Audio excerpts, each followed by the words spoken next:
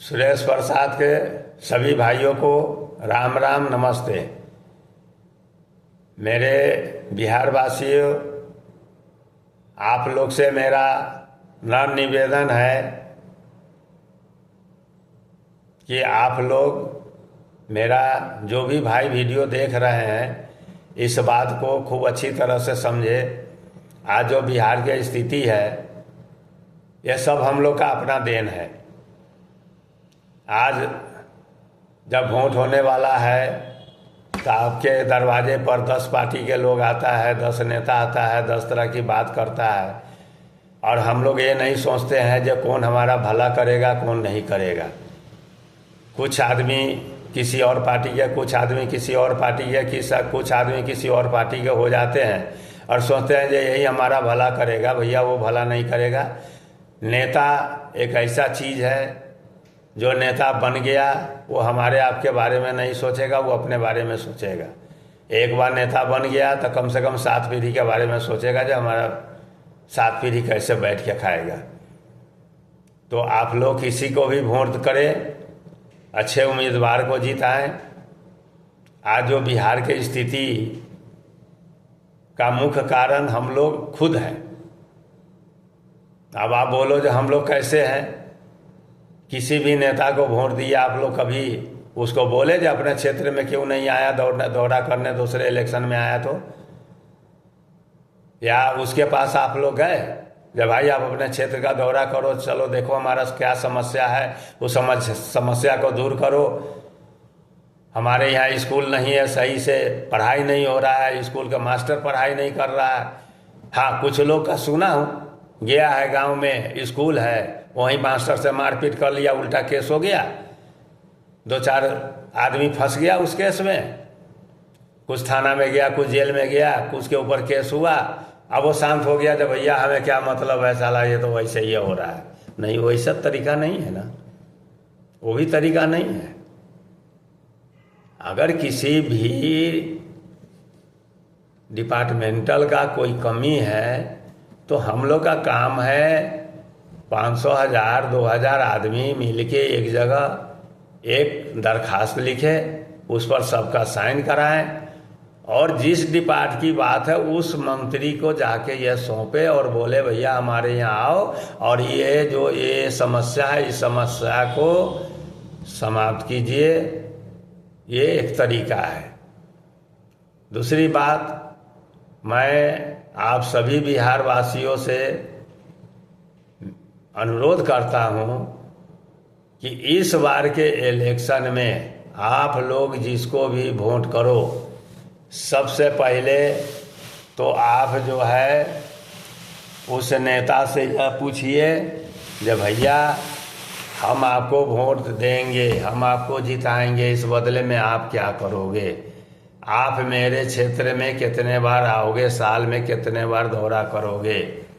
और उसने जो भी चीज़ कह रहा है उसका लिखित आप ले लो, लिखित जरूर लो। बोलो भैया लिखित होगे तो वोट देंगे, नहीं तो नहीं देंगे, भागो तुम यहाँ से। इतना हिम्मत करो। जात पात पर वोट मत देना, मत दे भाई किसी को भी जात पात पर। आज आज़ादी के बाद से बिहार में 30-31 मुख्यमंत्री हो गया। बिहार के लिए कौन सोचा? कुछ कंपनियां पहले था भी सरकार से पहले, जैसा राज आया था जब सारे कंपनी बंद कर करके भाग गया, जो आज तक ले वो कंपनी चालू नहीं हुआ। किसी भी नेता को शर्म नहीं आ रहा है, ना हमारे पब्लिक को शर्म आ रहा है। जो हमारे बिहार वाले सब जगह गाली सुन रहा है, सब जगह भटक रहा है। अपने बिहार से भी गरीब राज है, वहाँ बिहार के आदमी जाके मजदूरी कर रहा है, लेकिन आपके बिहार में वहाँ के लेबर नहीं मजदूरी। एमपी का है आपके बिहार में, राजस्थान के है आपके बिहार में। अगर होगा 1-2-4 होगा तो वो नहीं मानने की बात नहीं है, लेकिन आप एमपी राजस्थान में देखो, बिहार के आदमी भरा पड़ा है। तो ये तो शर्म की बात है ना, हर बिहारियों को शर्म होना चाहिए। बिहारी में ये नहीं है जो मजदूरी करता है वही सिर्फ बिहार का है। जो पढ़े लिखे हैं, पैसे वाले हैं, नौकरी करने वाले बड़े बड़े ऑफिसर है, नेता है, मंत्री है, सब बिहारी है, सब बिहार के लोग हैं। सारे के सारे गद्दारी किया है बिहार के साथ। तो भाई मेरे प्यारे भाइयों, इस चीज़ को आप लोग अपना अपना सोच बदलिए और मैं तो एक बात और कह रहा हूँ, क्या बिहार में पैसे वाला आदमी नहीं है? बिहार में भी पैसे वाले आदमी हैं।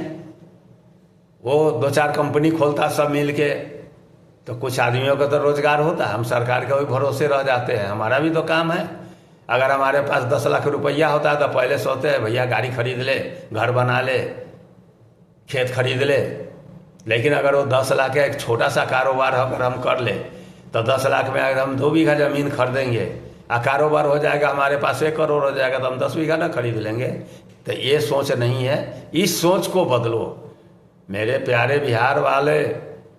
मैं देखता हूँ बिहार वाले को, मैं हमेशा बाहर ही रहा हूँ, अभी भी मैं गुड़गांव में हूँ। यहाँ अच्छे अच्छे पढ़े लिखे लड़का आता है बिहार के, तो ऊंचा नहीं सोचता है, नीचे सोचता है। यानी कि ग्रेजुएशन किए हुआ है तो कहेगा चल भैया छोटे मोटे काम मिलता है तो कर ले। अरे क्यों कर लोगे भाई? सोच बदलो। तो बिहार में भी जो आप आदमी हो, सोच बदलो अपना, और कसम खा के आप लोग किसी को वोट दो। और बिहार में रोजगार के बात करो। जब भाई आप वो जो प्रलोभन दे रहा है उस सबके बात में मत जाना भाई, आप लोग भी समझते होंगे। एक पार्टी है कांग्रेस, इतना दिन से तो बिहार में भी है, चाहे देश में कांग्रेस राज किया, क्या दिया? कुछ नहीं दिया। और आज सत्ता पाने के लिए वो पूरे बिहार में आग लगा रहा है। लेकिन मैं देखा हूं उसके रैली में लाखों के लाख आदमी पहुंच रहा है। अब वो यूट्यूबर सब न्यूज में कुछ बोल रहा है जो भैया पैसा देके आया है तो फलना चिलना, वो सब तो अलग बात है। हाँ, तो वो 1-2 लाख आदमी कहाँ पहुँचता है जहाँ ज़्यादा बेरोजगार है। जब रोजगार है तो हम क्यों जाएंगे? हम अपना रोजी रोटी देखेंगे कि हम जाएंगे किसी का झंडा ढोने? झंडा मत धो भाई, हमारे लिए जो भला करेगा हम उसके लिए झंडा ढोएंगे। अभी के सरकार जो है, मैं गारंटी के साथ नहीं कह रहा हूँ, चाहे ज़्यादा उसका बड़ाई नहीं कर रहा हूँ, लेकिन इतना तो देख रहा हूँ जो कुछ काम तो किया है बिहार में, अभी भी कर रहा है, बहुत योजना चलाया है। ठीक है, हो सके इस इलेक्शन में वो हार जाए, दूसरा पार्टी आए तो इससे ज़्यादा वो करे। सारे बेरोजगारी के बात करता है, आज तक बेरोजगारी नहीं खत्म हुआ बिहार का। क्यों नहीं खत्म हुआ? इसलिए कि वो बोलता है, हम सुन लेते हैं, उसके बाद में हाँ मिला के उसको वोट देके जिता देते हैं। फिर 5 साल बाद जय श्री राम, राम राम भजते रहते हो। रामो नहीं भजते हो ना, राम भी भजोगे तो कल्याण हो जाएगा, वो भी नहीं भजते हो। मेरे प्यारे भाइयों, इस सब लोभ में मत रहो।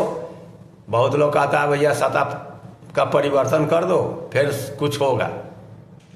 तो हर बार तो सत्ता परिवर्तन हुआ है? एक बार हुआ है? क्या हुआ है? सत्ता परिवर्तन ऐसा हुआ है जेसीबी से गड्ढा खोद के बिहार में रख दिया, फिर दूसरा पार्टी आया, उसको भरने में ही टाइम लग गया, तो ऊपर खड़ा कब करेगा वो स्ट्रक्चर?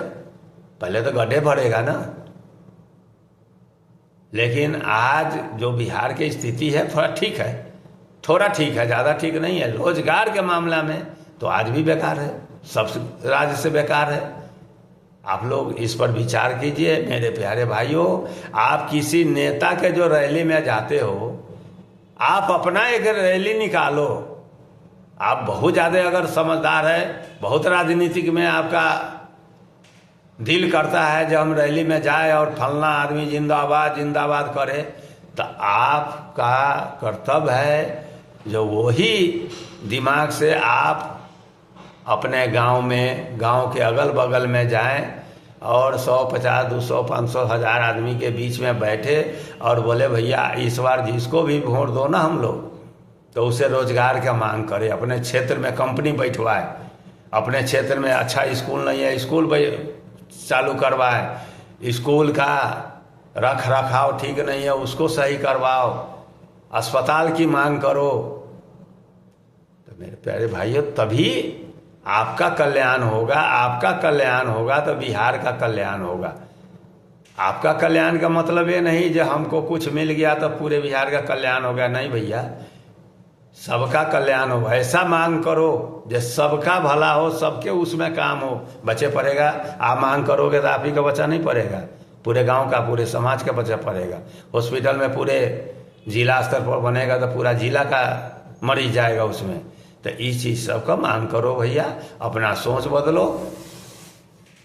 इसी के साथ सुरेश प्रसाद का नमस्कार।